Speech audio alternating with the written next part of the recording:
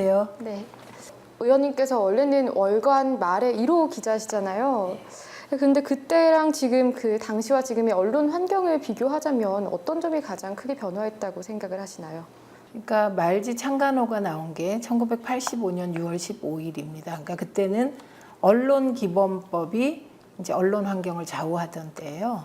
사전 검열이 가능한 그 편집권이 독립되어 있지 않은 거, 그 다음에 언론사의 그 생명줄인 허가하고 폐지하고 폐간하고 이거를 정부가 할 수 있게 된 그런 시대예요.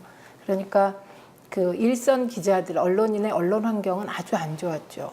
그러니까 언론이 직접 권력의 통제를 받던 시대니까요. 지금은 어떻다고 생각하세요? 일단 이제 87년 6월 항쟁으로 언론기본법이 폐지되게 되고 방송에서도 정권에 대한 독립성이 보장되게 되는데 이제 그 이후에 정치권에서 그런 시민이 만들어준 언론 자유의 흐름을 왜곡시켜서 지금은 언론 환경이 극단적으로 갈라져 있고 조선 동아를 비롯한 보수 언론, 보수 종편 그리고 한편에서는 미약하게 한겨레 등을 비롯한 진보 언론이 너무 다른 시각으로 이 세상을 바라보는 상황이기 때문에 국민들이 굉장히 헷갈리는 시대 같아요, 지금. 저는 푼수예요. 솔직히 저는 언론이랑 싸우는 거 무서워요. 항상 언론에서 보면 굉장히 딱딱하게 날카로운 지적을 하시는 모습이 많이 나오는데 평소에도 원래 저는 안 그래요. 일상생활 속에선 푼수예요.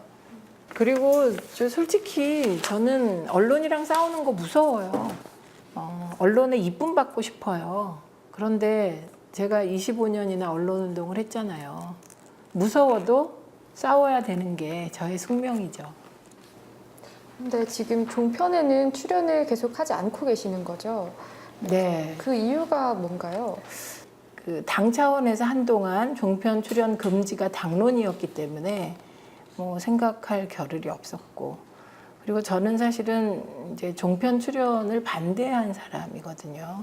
왜냐하면 이게 보수신문의 신문시장 장악력이 거의 80% 이상인데 이들이 종편에까지 진출하면 우리나라의 여론 지형이 너무나 보수적으로 가서 이게 사회 발전에 걸림돌이 된다고 봤기 때문에 반대한 사람이거든요.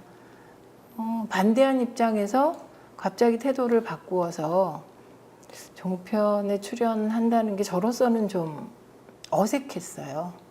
그래서 안 나가게 됐죠. 선거에 진 이유 중에 하나가 종편 출연을 하지 않았기 때문이다. 이런 시각도 몇몇 분들이 한다고 들었거든요. 거기에 대해서는 어떻게 생각하세요? 저는 선거에 지고 나면 진 이유가 100가지, 1000가지가 나와요. 그 중에 하나일 수는 있겠죠. 그런데 이제 종편을 많이 보시는 연령대가 50대 이상이시잖아요. 그 시청률을 조사해 보면 젊은 층들은 거의 종편을 안 보거든요. 그런데 과연 종편에서 어떤 친여당 성향의 보도나 논평 프로그램을 하고 그걸 봐서 선거에서 우리를 안 찍었을까? 그건 좀 더 분석해 봐야 될 것 같고요. 오히려 우리가 50대, 60대를 견인해낼 만한 피부에 와닿는 어떤 메시지도 없었고 정책도 없었기 때문에 외면당한 게 아닐까. 그래서 저는 그 대선 이후에 종편 출연을 푸는 것을 좀 부정적으로 평가했고요. 좀 본말이 전도된 평가라고 그때 생각했습니다. 종편이 지금까지의 누적 적자가 5천억에 육박했는데 지난해만 해도 종편 4사의 그런 적자액이 2천억이라고 하잖아요. 이렇게 적자가 지속될 거라고 보세요? 근데 그 적자도 들여다보셔야 되는 게 JTBC의 적자는 사실은 종편으로 자리 잡는 과정에서 나온 적자이거든요. 그러니까 일단 종편은 종합편성 채널이라 보도만 하면 안 되고요. 보도, 드라마, 오락, 교양까지 이게 균형 있게 편성이 돼야 된다고 생각하고, 그래서 드라마 제작하고 종편을 하다가 발생한 적자는 저는 자리 잡으면 서서히 해소되어 갈 거라고 생각합니다. 근데 그 외의 종편들은 사실상 저는 보도 전문 채널 같아요. 그리고 보도의 공정성 부분은 뭐 저희가 방심위도 되게 제한적이긴 하지만 방심위가 심의한 자료만 봐도 종편들이 얼마나 편파적인지 알 수 있는 거기 때문에 언론으로서 제대로 기능하냐, 보도의 공정성이 있느냐, 그 부분은 뭐 없다고 보죠, 저는. 이 상태에서 발생한 채무, 뭐 부채, 적자 이런 것들은 극복이 쉽지가 않다고 생각합니다. 근데 이제 문제는 이 적자가 시장 논리로 하면 적자로 인해서 기업이 더 이상 운영되지 않는 거잖아요. 그런데 우리 종편이 자유시장 경제 논리 안에 있지 않다는 게 더 큰 문제라고 생각이 들어요.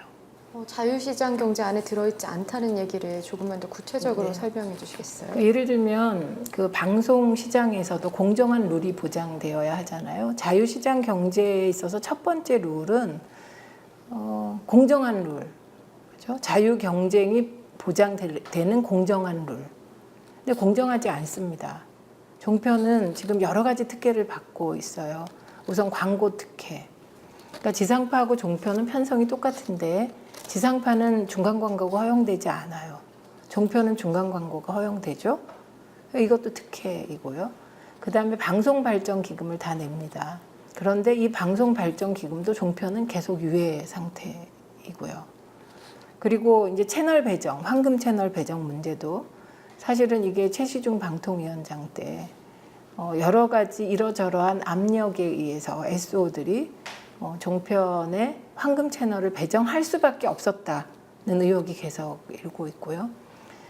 그러면서도 또 프로그램 만들 때 제작 지원은 받아요. 그리고 광고 수주 행태를 보면 이미 이게 뭐 종편 초기에 굉장히 크게 문제가 됐었는데 광고 수주할 때 모신문을 활용해서 협박성 광고 수주를 했다든가 작품을 만들 때 프로그램을 만들 때 이제 독립 제작사들에게 거의 출혈적인 그런 아주 가배 행세를 한다든가 이런 거 전부는 사실은 그 민주주의 자유시장 경제 그 경쟁 체제 안에 종편이 안 들어와 있다는 걸 의미하거든요. 그래서 특혜 위에서 운영된다는 거 이게 가장 큰 문제죠. 상반기 목표가 나쁜 종편 속가내기였던 것 같은데요. 지금까지 그 성과가 있었다고 보세요? 일단 우리가 집권당이 아니기 때문에 그리고 국회 다수당이 아니기 때문에 이제 종편을 퇴출시킬 수가 없었죠. 그러나 저는 조금만 다 같이 노력했다면 종편 정말 문제 있는 종편은 퇴출시킬 수 있었다고 생각해요. 그런데 종편도 언론이잖아요. 그리고 우리 종편들이 다 모신문을 가지고 있고 그 모신문의 영향력이 특히 정치권에 대한 영향력이 굉장히 크잖아요. 그러다 보니 어떤 종편 문제에 대해서 우리 당도 하나로 입장을 모으기가 어려웠다는 게 저로서는 굉장히 아쉬워요.